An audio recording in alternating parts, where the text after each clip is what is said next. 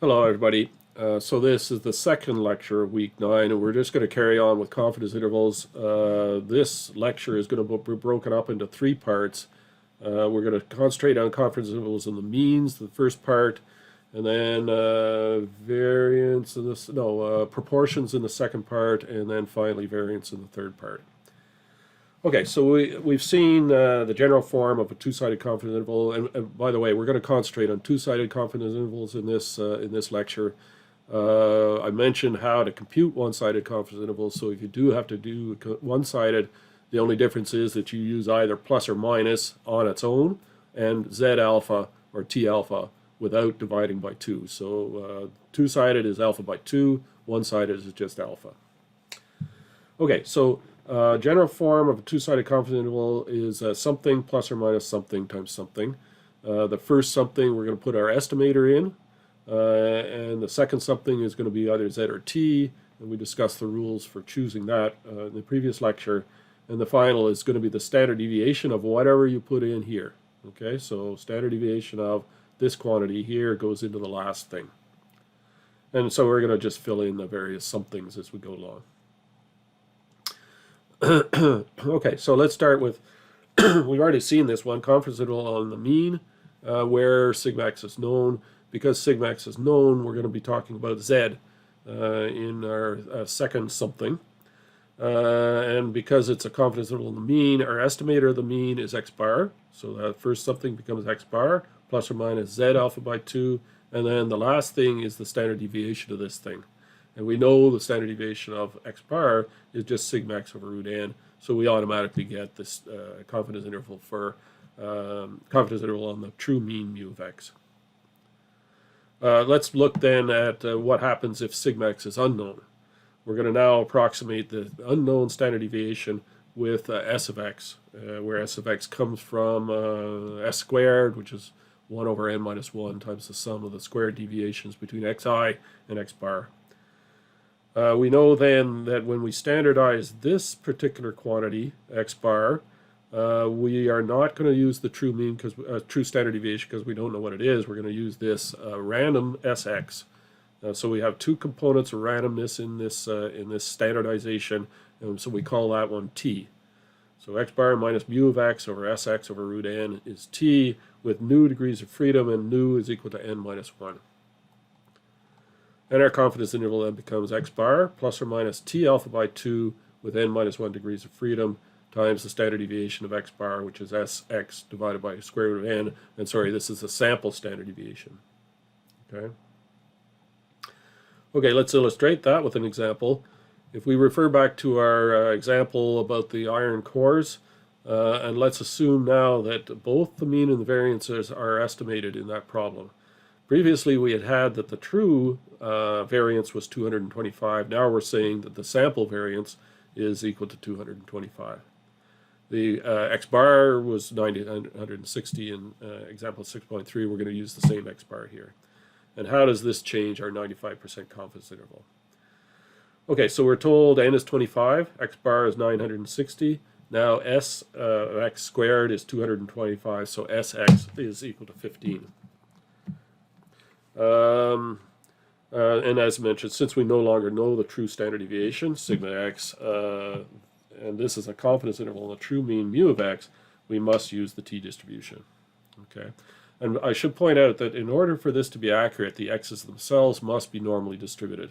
That's so that the where is it, this thing here, if this thing is if the x's are normally distributed, then x bar is normal, but more importantly, s squared, the thing that goes down underneath here, is chi-squared distributed, and that leads to the so-called t distribution that we get here. So we do require the x's to be normally distributed in order to use the t distribution. But even if they're not, there's nothing else we can use, so we would use it as an approximation in any case. Okay, so now we just basically fill in the numbers. We know what x bar is, that's 960. We know what s of x is, it's 15. N is still 25. So the only thing we have to find out is t alpha by 2, n minus 1. Alpha for this problem is 1 minus 0.95, which is 0.05. So alpha by 2 is 0.025. and 24 degrees of freedom. We look at the last line, oh no, the 24th line of the t distribution table, and we see that this number is 2.064. Note that the z value is 1.96, so this is reasonably wider than the z distribution by what, about 10% or so. So our LU becomes 960 plus or minus, now this 2.064 goes here, times the estimated standard deviation divided by square root of n, and that gives me 953.8 to 966.2. And recall that when sigma was known, we had 954 to 966. Okay, so so a little bit narrower than what we're showing here. Okay, so this additional width is due to the fact that we no longer know the true standard deviation. Okay, so another confidence interval that we want to look at is the confidence interval on the differences in means. So I mentioned before, often we're interested in how the mean changes if we make a change to our processing procedure in a manufacturing plant, for example. And then, you know, if the second after we've made the changes, the mean is sufficiently better, then basically we say it was worth spending the money to make the changes.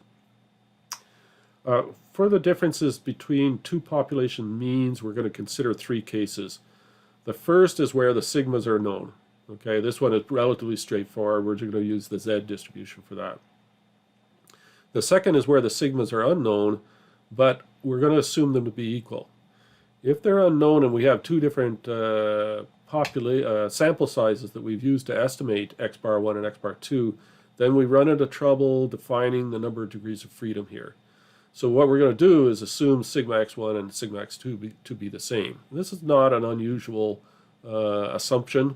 Often when we change something about a process, we change its mean, but we don't change its standard deviation significantly. So I think it's not unusual to assume in this sort of a test that the sigmas are in fact the same. And we'll see that in order, if we do that, if we assume sigma x1 is equal to sigma x2, then we're going to pool the data to get a better estimate of sigma x1 and sigma x2. We'll see that shortly. And the third case that we're going to consider are when observations are paired, and I'll show you how that works shortly. Okay, so let's first of all look when the two standard deviations are known. Our confidence interval follows the usual form, something plus or minus something times something. Since the sigmas are known, we know we're going to put z alpha by 2 in this something. We're looking at a confidence interval on, where is it here? Mu x1 minus mu x2. So this first something is the estimate of mu x1 minus mu x2, which is x bar 1 minus x bar 2. Okay, so I got x bar 1 minus x bar 2 plus or minus z alpha by 2. And then this last thing is the standard deviation of whatever you put in here. Okay, so sigma of x bar 1 minus x bar 2. Sigma of x bar 1 minus x bar 2 is the variance of x bar 1 plus the variance of x bar 2. Variance of x bar 1 is the variance of x1 divided by n1, and the variance of x bar 2 is the variance of x2 divided by n2. So the standard deviation of this difference is the square root of this variance plus this variance. Okay. Now I know everything in this LU formulation down in this line here. So now it's just plug in the numbers. Okay, case 2. If the sigmas are unknown, but we're assuming them to be equal, then they have to be estimated by some quantity s squared. If I've assumed them to be equal, then they are both an unknown quantity, but they're both the same. So I'm going to just call this sigma x, and I'm going to estimate that with s. Right? So I can make use of now of all the data to estimate this unknown sigma x, rather than just the data for the two populations separately. So altogether there are n1 plus n2 observations, and we can estimate x bar 1 the usual way. We have to estimate these separately. 1 over n1, sum I equals 1 to n of the observations from the first population, and x bar 2 is 1 over n2, sum I equals 1 to n2 of the observations from the second population. Now, the variance, because they're both the same, I'm going to make use of all of the observations. So I've got n1 plus n2 observations. I add up all the square deviations between my first population observations and their sample mean, and all the square deviations between my second set of observations and their sample mean. Square all those, add them all up, and then I divide by n1 plus n2, but I actually lose now 2 degrees of freedom because I've got two parameters, x bar 1 and x bar 2, in this summation. Okay, so the divisor here, or denominator, is n1 plus n2 minus 2, and this actually becomes my final number of degrees of freedom for this problem. Because this is, I pooled the data here, I'm going to call this S sub p. So p for pooled, S sub p squared is this quantity on the right hand side. And we see actually that this thing inside here is just n1 minus 1 times sx1 squared. And this one here is n2 minus 1 times sx2 squared. In other words, sx1 squared, here, let me just write that up here. So we can actually compute these two quantities. Oop, here we go. We got s1 squared. I put an x there. Okay, let's.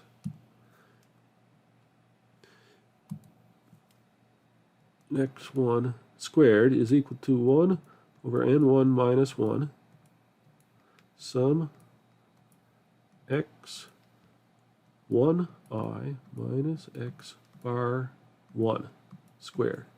And this is actually an observation, so that's a lowercase x. And this is I equals 1 to n1, and sx2, sorry, let me just try to clean that up a little bit. Oops. My screen likes to jump around. Is n2 minus 1 to n2 x2I minus x2 bar, quantity squared. Okay? So basically if I take, where's my laser pointer? If I take this quantity here and multiply it through by n1 minus 1, I get just left the sum here. And that's this term here. Okay, so this term here is n1 minus 1 times sx1 quantity squared. And this term here is n2 minus 1 times this thing. So that's where those two terms come about. And we divide the whole thing by n1 plus n2 minus 2. And so we see that this pooled estimate is really a weighted average of the two individual estimates of the variance. And it's weighted by the number of observations. So if we only have 3 observations for population 1, this is going to be a pretty bad estimator. If we have 100 observations for population 2, this is going to be a much better estimator, and so we should weight it a lot more highly. So this one will be weighted by 99, this will be just weighted by 2. Okay? And I mentioned our number of degrees of freedom is the total number of observations minus 2, because we have 2 parameters, x bar 1 and x bar 2, in our estimator. Oh, okay, I've written this again so that we can see where these summations come from. Note if n1 is equal to n2, so if n1 here and n2 are the same, then this thing boils down to just 1/2 sx squared plus x1 squared plus sx2 squared, as expected. So we get basically sp squared is just the average of the two estimators, sx1 and sx2.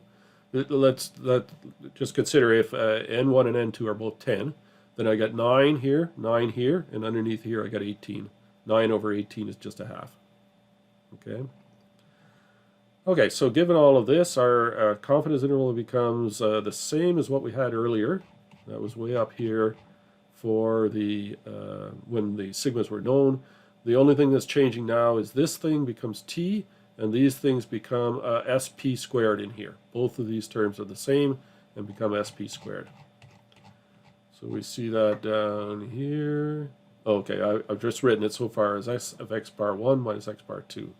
The t has changed, and there's our number of degrees of freedom. To get s of x bar 1 minus x bar 2, I usually start with the variance. So the true quantity is just the variance of this plus the variance of that. We've seen this before. Variance of x1 squared divided by n1 plus the variance of x2 squared divided by n2. These two things are now the same. So I just call that sigma x and sigma x, and they're going to be approximated I can factor that out so that the standard deviation becomes this sigma x divided by the square root of 1 over n1 plus 1 over n2. And now I replace the sigma with s's. And I'm replacing sigma x squared with sp squared. So I get s of x bar 1 minus x bar 2 is sp times square root of 1 over n1 plus 1 over n2. So our final LU is differences in the x bars plus or minus t alpha by 2 with n1 plus n2 minus 2 degrees of freedom times sp times the square root of 1 over n1 plus 1 over n2. Okay, so let's illustrate this with an example. So let's suppose we want to assess the change in stream water pollutant levels due to farming activities in two 10-year periods. From 1980 to 1990. So during the year 1980 during the year 1990. So basically in 1980 I collected samples for 10 months. I don't know why I didn't collect the whole 12, but presumably I didn't. And I got an average pollutant concentration of 2.04 parts per million. So I'm assuming that 1980 is my first population, and so we're calling this X bar 1. And a sample standard deviation of S1 is equal to 0.448. And then in 1990, I collected 12 samples each month, well, one sample each month, and I got an average X bar 2 of 3.11.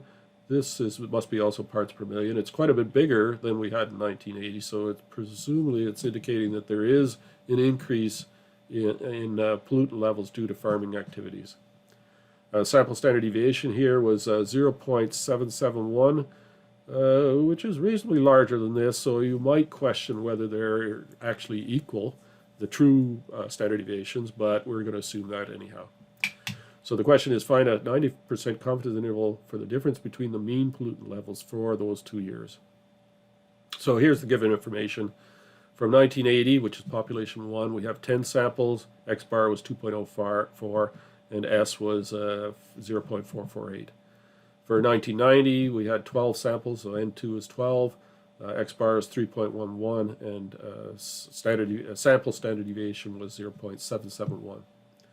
We're looking for a 90% confidence interval, so alpha is 1 minus 0.9, which is 0.1.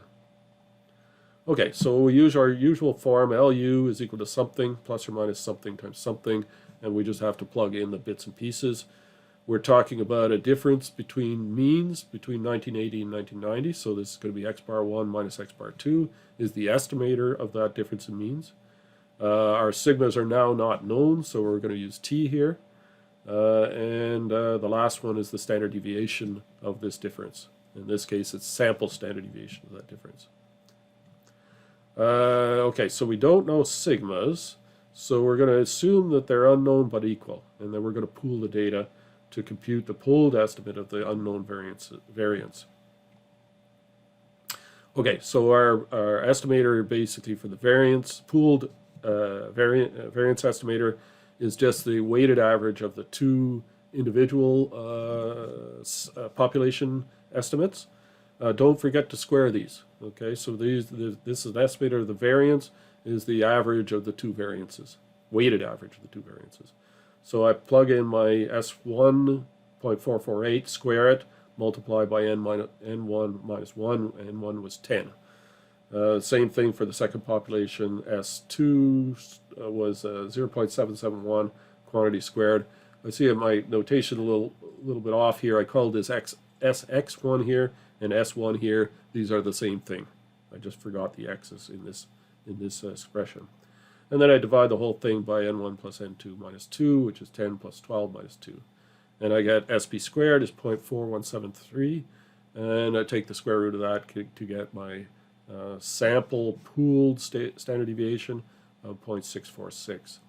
Number of degrees of freedom is the denominator here, n1 plus n2 minus 2, which gives me 20. Okay, so let's look at what our t value is. We had that the alpha value is 0.1, so we're looking for t alpha by 2 with 20 degrees of freedom. That's what we're looking for here. So alpha by 2 is 0.05, 20 degrees of freedom. Look in the t distribution table, I see 1.725. Okay, so this standard deviation of x bar 1 minus x bar 2, so the sample standard deviation, is going to be SP times the square root of 1 over n1 plus 1 over n2. Plug in the numbers. I get the sample standard deviation of that difference is 0.2766. And now I put that into my confidence interval calculation. X bar 1 is 2.04, x bar 2 is 3.11, plus or minus my t-value is 1.725 times the standard deviation 0.2766 gives me minus 1.547 to minus 0.593.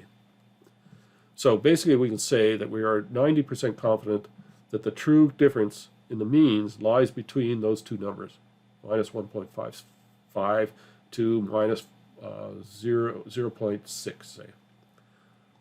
In other words, here's what our confidence bound looked like. Minus 1.55, minus 0.59.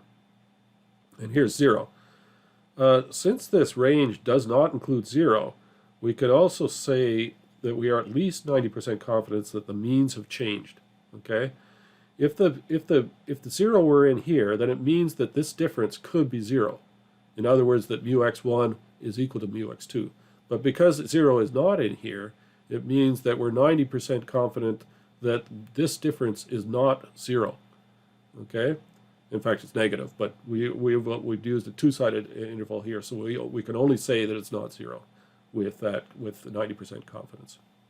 Okay? Okay, and the third case that we look at when we're talking about mu x1 minus mu x2 is when the data is paired. And the best way to illustrate this is to consider an example. Suppose I have two cars, a BMW M5 and a Bugatti Veyron. I don't even know how to pronounce it, but I looked up fast cars, and it's one of them. And so is this one, the BMW M5. So these are two fast and very expensive cars, by the way.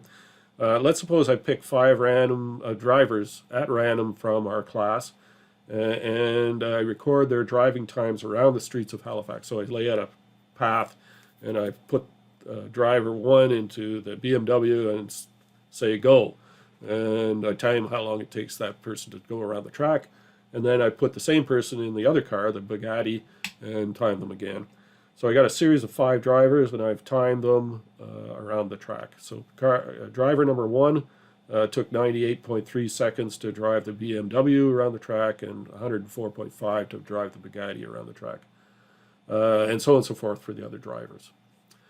Now, if we recall, when we talk about statistics, we generally talk about random samples where we are assuming that the observations are independent of each other. But these observations are clearly not independent. This driver number 1 is apparently a maniac and drives like the wind and does this very quickly. Driver number 2 is much more risk averse. Maybe driver number 2 is well aware of the cost of these cars and doesn't want to smash them up. So driver number 2 drives a lot more slowly. And they drive slowly with both cars. So these things are actually highly correlated. In fact, this will be true all the way through. Because we have something in common between these pairs of data, they are highly correlated with one another. And that violates our rule that this be from a random sample, because these are now not independent. Okay, so I mentioned why we've got that correlation.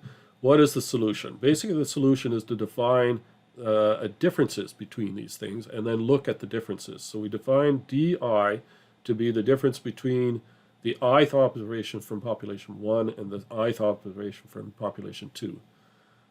So in terms of actual realizations or observations, I write this as lowercase.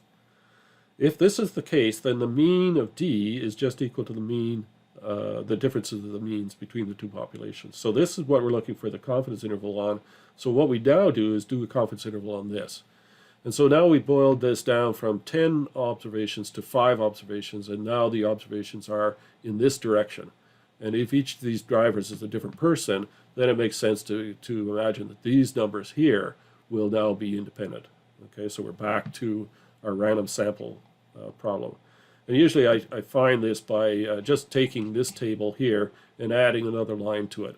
Okay, so underneath that table, I'll add a line. Oh, that should have said DI here. I don't know what happened to the D, but it seems to have disappeared. DI. Okay. Okay, so the DIs are the differences. So 98.3 minus 105.5 is minus 6.2. 386.2 minus 324.5 is 61.7, and so on and so forth. Okay. So now we've got a sequence of observations that probably are a lot more independent. And we can compute d bar as the average of those 5 values, and the sample standard deviation is the usual sample standard deviation for variance for those five observations. And then our confidence interval on mu x1 minus mu x2 is really a confidence interval now on mu d, and it's just d bar plus or minus t because we're using sample standard deviation times st over root n. So let's illustrate this with an example. Let's suppose that the agricultural departments of 9 universities are testing yield capabilities of 2 new varieties of wheat. Each university is planting each strain on adjacent plots of equal area and recording the yields in kilograms per plot as follows.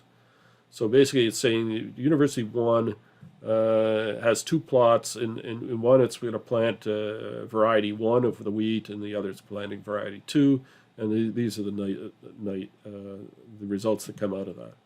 So as soon as I see a question like this, I'll just scroll down a little bit so you can't read the answer right away. Maybe you've already read it. The question is, are these paired data? So when you ask yourself that question, you have to say, is there something in common about these pairs of data? So 38 and 45, 23 and 25, and so on and so forth through this list. If there is, then this is paired data. So the question is, what is it that might be in common between these two? Well, we're told that each university is planting each strain on adjacent plots of equal area.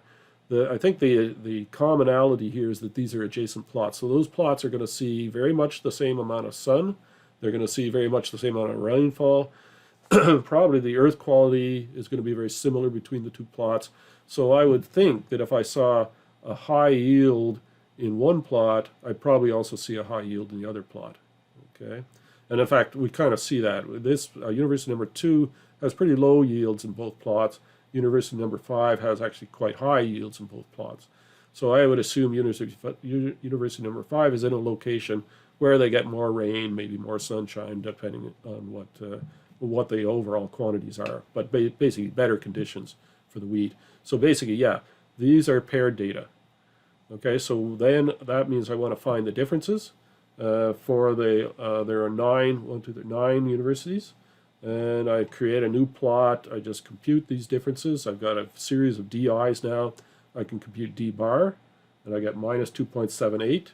That's an estimate of the differences in the means. Since it's negative, it suggests that the second wheat variety has somewhat higher mean yield than the first one.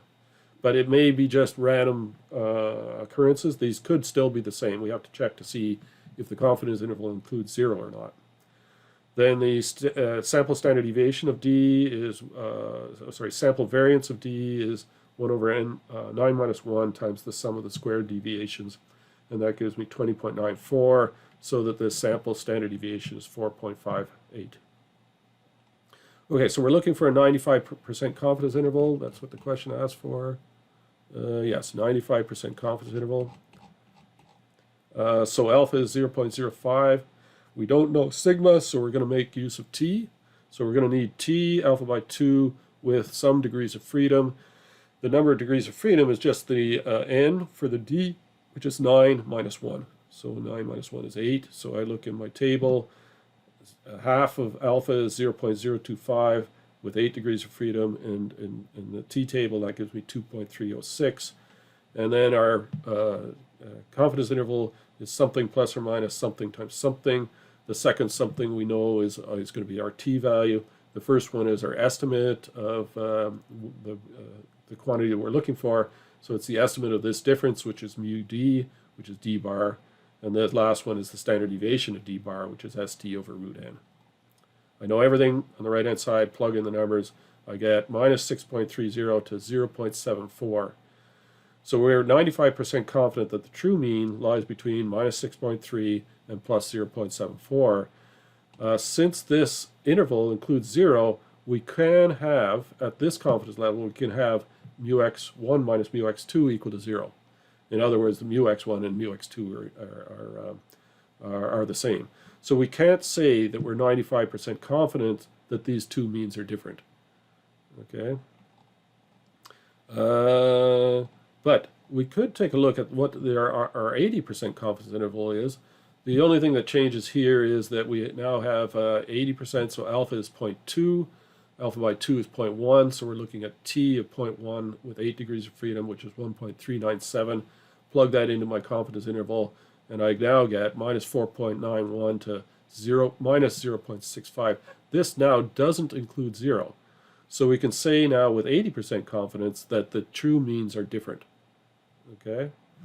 So we couldn't say it with 95% confidence, but we can say it with 80% confident. In fact, there's probably some number like about 85 where we're just on the border of being able to make this statement or not. And in fact, I made a comment here that value of alpha that's on the border of making that conclusion is called the p-value. And we'll see more of that in the hypothesis test lectures of week 10. Okay, and that concludes the first part of the second lecture of week 9, if that makes any sense to you. Okay, so goodbye, and I'll see you shortly for the second part.